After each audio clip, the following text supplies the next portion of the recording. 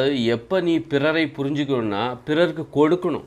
என்னது குறிப்பாக உணவு கொடுக்க வேண்டும். உணவு கொடுத்தால்தான் பிறரை புரிந்து கொள்ள முடியும்.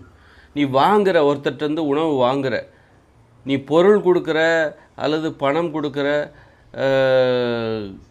பணம் கொடுத்தால் கூட அதை வைத்து நாம் பொருள் வாங்க முடியும், உணவு வாங்க முடியும். அப்படின்னா பணத்தை கொடுத்தால் கூட நீ புரிஞ்சுக்க முடியும், பிறரை புரிந்து கொள்ள முடியும். கொடுத்தால்தான் புரிந்து கொள்ள முடியும். முக்கியமாக உணவுன்னு வச்சுப்போமே, பொருள் எல்லாத்தையும் விட்டுருங்க, உணவு தான்.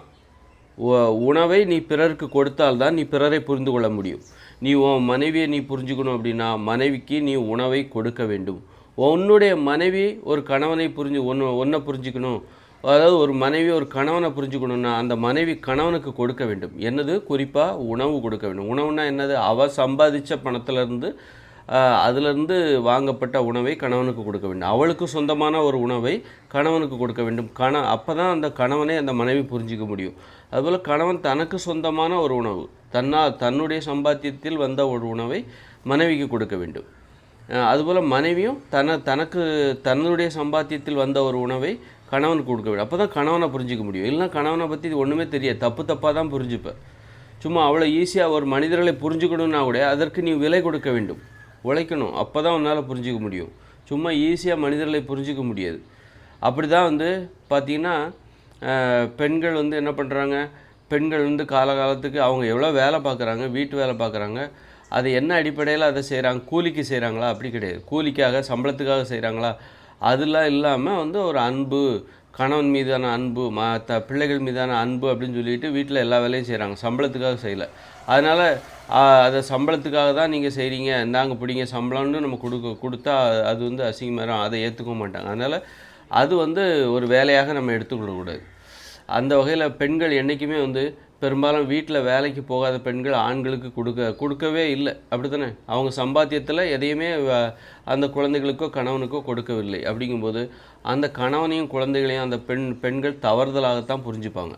அவங்க இந்த உலகத்தையே தவறாக தான் புரிஞ்சுப்பாங்க. ஏன்னா அவங்க வேலைக்கே போகல அப்படின்னா அவங்க யாருக்குமே தன்னுடைய வருமானத்தில் தன்னுடைய உழைப்பினால் வந்த வருமானத்தில் அவங்க யாருக்குமே எதையுமே கொடுக்கல.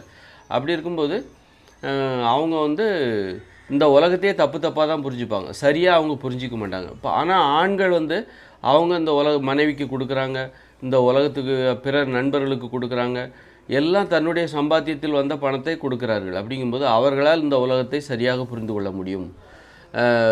அப்படி தான் நீ கொடுத்தால்தான் பிறருக்கு கொடுக்க வேண்டும். குறிப்பாக உணவு, பொருள், பணம் எல்லாத்தையும் தாண்டி உணவை நீ பிறருக்கு கொடுக்க வேண்டும்.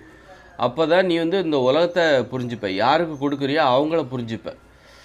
கொடுக்காமல் நீ புரிந்து கொள்ள முடியாது. அது மாதிரி வெறுமனே வாங்கிக்கிட்டா பிறரை புரிஞ்சிக்க முடியாது. அதனால் கொடுத்தா தான் புரிஞ்சிக்க முடியும் பரஸ்பரம். அதனால் ஒருத்தருக்கு ஒருத்தர் மனிதர்கள் என்ன பண்ணணும்னா, மனிதர்களை புரிந்து கொள்ள வேண்டுமென்றால் கொடுக்கணும். நீ அப்படி மனிதர்கள் ஒருவருக்கு ஒருவர் நண்பர்கள், பழகுகிறவர்கள், உறவினர்கள், குடும்பத்தினர்கள், இப்படி கணவன் மனைவி, பிள்ளைகள், அப்பா அம்மா, பேரன் பேத்தி, பாட்டி தாத்தா, அந்த உறவெல்லாம் சூப்பராக இருக்கணும். ஒருத்தர் உண்மைகளை புரிந்து இயல்பாக புரிஞ்சுக்கணும். அப்படின்னா ஒருவருக்கு ஒருவர் கொடுக்கணும். நான் வச்சுருக்க உணவு நீ சாப்பிடு, ஏன் உணவை நீ வாங்கிக்க, உன் உணவு எனக்கு கேட்டு வாங்க, அல்லது கேட்காம அவங்க கொடுக்குறாங்களா, கேட்காமலே கொடுக்கணும். இந்த மாதிரியான உணவை பகிர்ந்து கொள்வதன் மூலம் மட்டும்தான், நீ கொடுத்தால் மட்டும்தான் பிறரை புரிந்து கொள்ள முடியும். உன்னுடைய அப்பாவை புரிஞ்சுக்கணுன்னா நீ உன் அப்பாவுக்கு கொடுக்கணும்.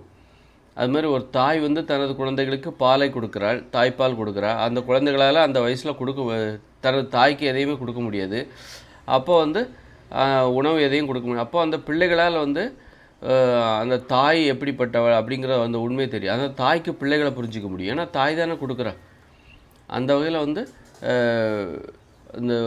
அப்புறம் அந்த பிள்ளைகள் வளர்ந்த பிறகு 1 வயசு 2 வயசு அப்போ தான் தேடிய உணவை ஒரு 5 வயசு அல்லது 10 வயசு தான் தேடிய உணவை தன் தாய்க்கு கொடுக்கும்போது அப்போ தான் அந்த தாயே அந்த குழந்தைகளால் புரிந்து கொள்ள முடியும், சரியாக புரிந்து கொள்ள முடியும், அல்லது ஒரு 100% புரிந்து கொள்ள முடியும்.